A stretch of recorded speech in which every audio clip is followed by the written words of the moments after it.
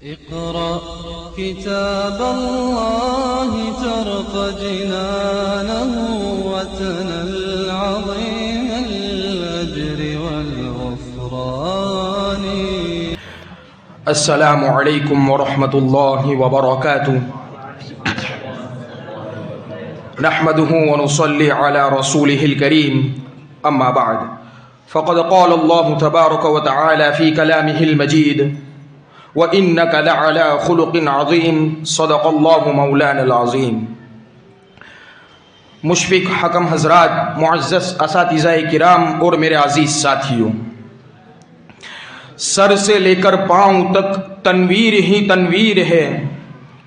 سر سے لے کر پاؤں تک تنویر ہی تنویر ہے. جیسے منہ بولتا قرآن وہ تقریر ہے. سوچتی ہے دل میں دنیا مصطفیٰ کو دیکھ کر، سوچتی ہے دل میں دنیا مصطفیٰ کو دیکھ کر، وہ مصور کیسا ہوگا جس کی یہ تصویر ہے. برادران من، حیرت ہے یورپ کے متعصب مصنفین پر کہ انہوں نے میرے آقا صلی اللہ علیہ وسلم کو اپنی کتابوں میں ایک انتقامی مزاج رکھنے والی شخصیت کے روپ میں پیش کیا ہے، جبکہ میرے آقا صلی اللہ علیہ وسلم کی زندگی میں جو عفو و درگزر کی مثالیں ملتی ہیں وہ تلاش کرنے سے بھی کسی دوسری شخصیت کے حالات میں نظر نہیں آتی. میں آپ لوگوں کو مکہ مکرمہ کے حالات نہیں سناتا کہ کہیں آپ لوگ کہیں گے کہ وہاں آپ محکوم اور مجبور تھے. میں آپ کو مدینہ منورہ کے واقعات سناتا ہوں کہ جہاں آپ کو اقتداء اور غلبہ حاصل تھا. اور اصل معاف کرنا وہی ہوتا ہے کہ جب انسان طاقت اور قدرت رکھتے ہوئے معاف کر دے، ورنہ مجبوری میں تو ہر کوئی معاف کر ہی دیتا ہے. کیا آپ لوگ جانتے ہیں کہ ابو سفیان کون تھا؟ غزوہ احد، بدر اور خندق وغیرہ کا سرغنہ ابو سفیان تھا. اسی نے بہت سارے مسلمانوں کو قتل کرایا تھا.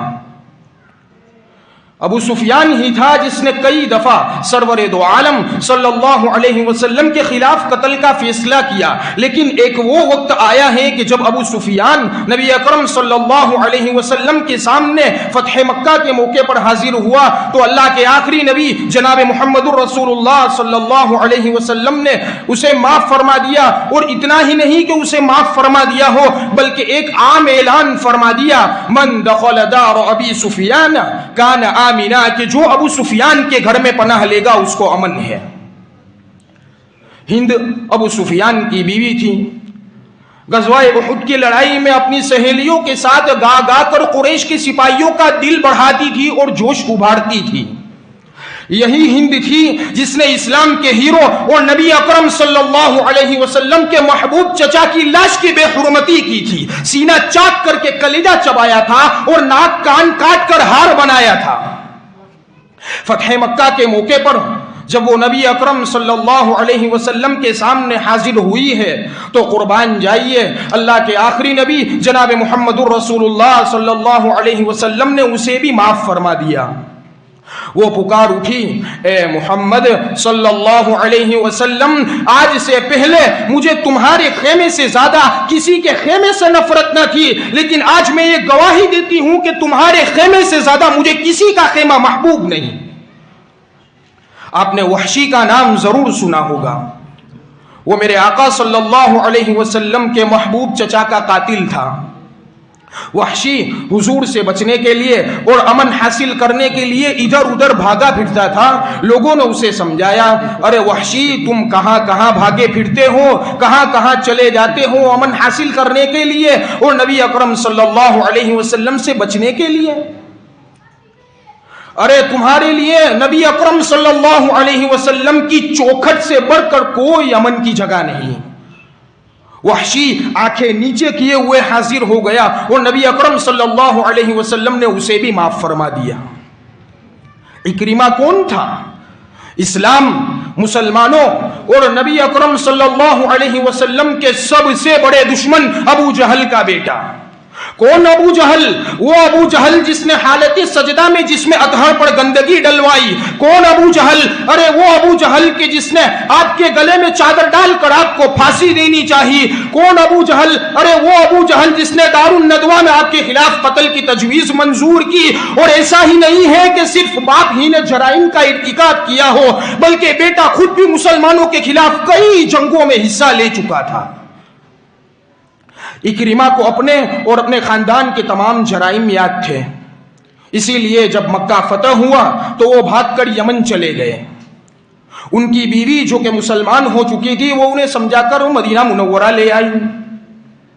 جب نبی اکرم صلی اللہ علیہ وسلم کو ان کی آمد کی خبر ملی ہے تو استقبال کے لیے اس قدر تیزی سے اٹھے ہیں کہ جس میں اطہر سے چادر مبارک تک ہٹ گئی اور آپ نے خوش ہو کر ارشاد فرما دیا مرحبا بالراکب المہاجر، اے مہاجر سوار تمہارا آنا مبارک ہو. عزیزان من، آپ نے طائف کا واقعہ سیرت کی کتابوں میں ضرور پڑھا ہوگا. وہی طائف کے جہاں کے رئیس عبد یالیل کے خاندان نے آپ سے استہزاء کیا. شہر کے اوباش آپ پر ہر طرف سے ٹوٹ پڑے اور جس میں اطہر کو زخمی کر دیا، یہاں تک کہ دونوں جوتیاں خون سے لت پت ہو چکی تھی. حضرت عائشہ صدیقہ رضی اللہ تعالی عنہا فرماتی ہے کہ میں نے ایک دن دریافت فرمایا کہ اے اللہ کے رسول صلی اللہ علیہ وسلم، تمام عمر میں آپ پر سب سے زیادہ سخت دن کون سا آیا؟ جواب میں حضور صلی اللہ علیہ وسلم نے طائف ہی کا نام لیا تھا.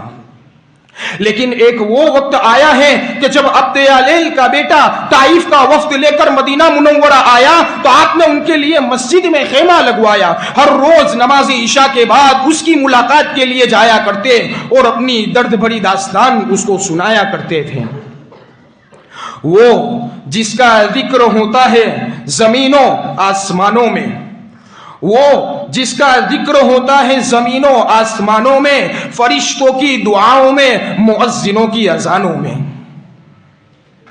آپ مکہ کے حالات سے بخوبی واقف ہوں گے. وہی مکہ جس کے حرم کے صحن میں نبی اکرم صلی اللہ علیہ وسلم پر نجاستیں پھینکی گئی، آپ کو گالیاں دی گئی، آپ پر پتھر برسائے گئے. لیکن فتح مکہ کے موقع پر اللہ کے آخری نبی جناب محمد رسول اللہ صلی اللہ علیہ وسلم کے سامنے اسی مکہ کے حرم کے صحن میں تمام نامی گرامی سردار اپنا سر جھکائے ہوئے کھڑے ہیں.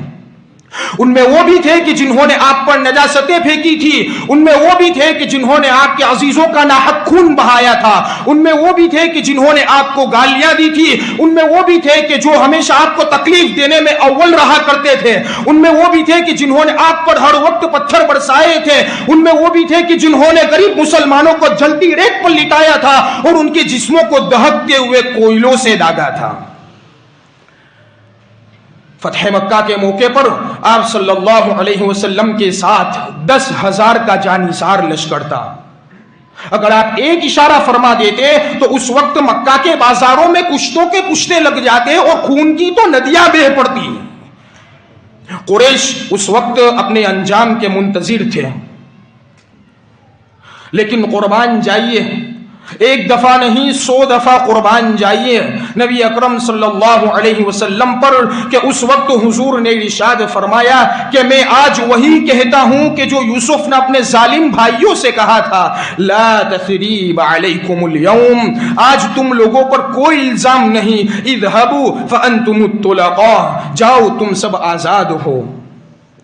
اس پر نہ کیوں نثار کروں اپنی سب مسرتیں، اس پر نہ کیوں نثار کروں اپنی سب مسرتیں، جس نام کے طفیل میری ہر بلا ٹلے. بہت عظیم تھا وہ انسان جس نے عفو درگزر کی اعلیٰ مثالیں قائم کی.